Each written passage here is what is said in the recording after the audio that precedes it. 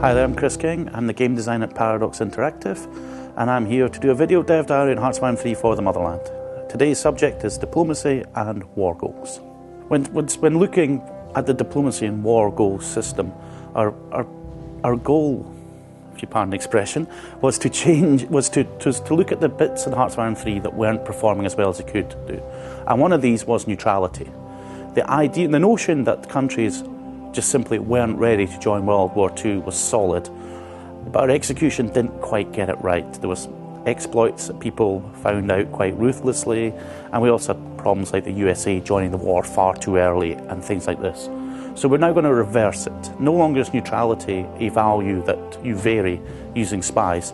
It's a fixed value that events and decisions might alter, but it's just a notion of how isolationist your country is, how bad things have to get before you join the war.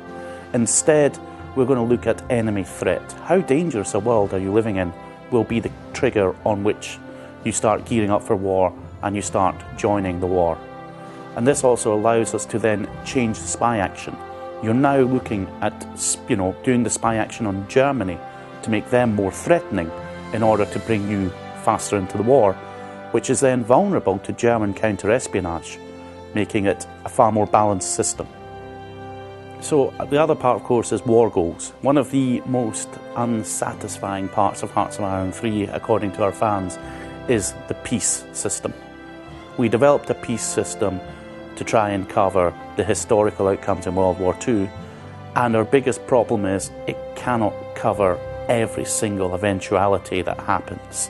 So we end up with weird pieces which our fans have let us know just aren't pleasing them at all. So we've gone back to first principle and thought about how can we get the historical outcomes in World War II without, the strange outcomes we get.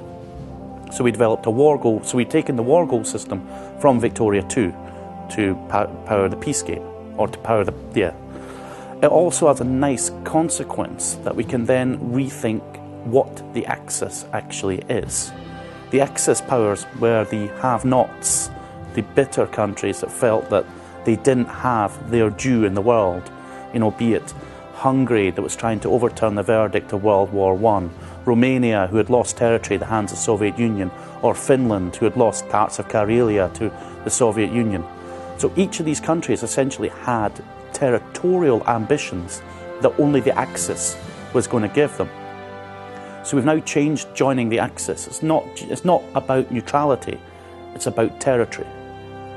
If you have a territorial war goal you want to fulfill, and you're also, not quite as neutral as you could be, then you can then ask the leader of the Axis, Germany, if they will satisfy your territorial demands.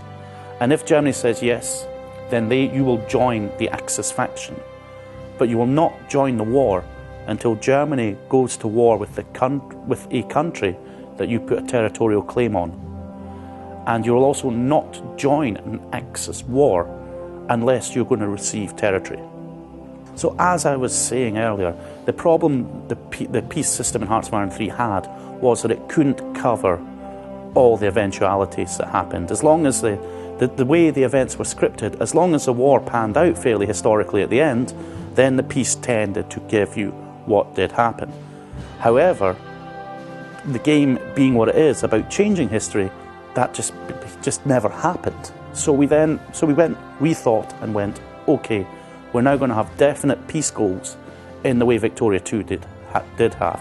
So on German surrender, the Allies have, these countries are going to be freed, turned into Allied states. The Soviets say these countries will be freed, turned into communist states, etc. And then, hopefully, everything will be covered. We've also got the great thing that we can also then go into more ahistoric possibilities, because not only can you say, well, I want what I historically had, you can also say, well, no, actually, I think Romania should have a bigger slice of the Soviet Union, or perhaps a bit of Yugoslavia. And we can actually have this ability for you to then place these markers down, and for the Axis war leader to say, yeah, sure, you can have your little cut. So it would also free the player to have a more, dynamic experience, especially as a minor country. I mean, there's several examples we can show to demonstrate this. One example is the very specific German conquest of France, where Germany took a few small slices, Alsace and Lorraine, created a Vichy puppet in the south, and the north was under German military occupation. So we can, by scripting up this very specific historical war goal, we can have, inside our very flexible system, the ability for Germany to enforce a historical result in France. But with the way the system works, Germany is free to select alternative war goals.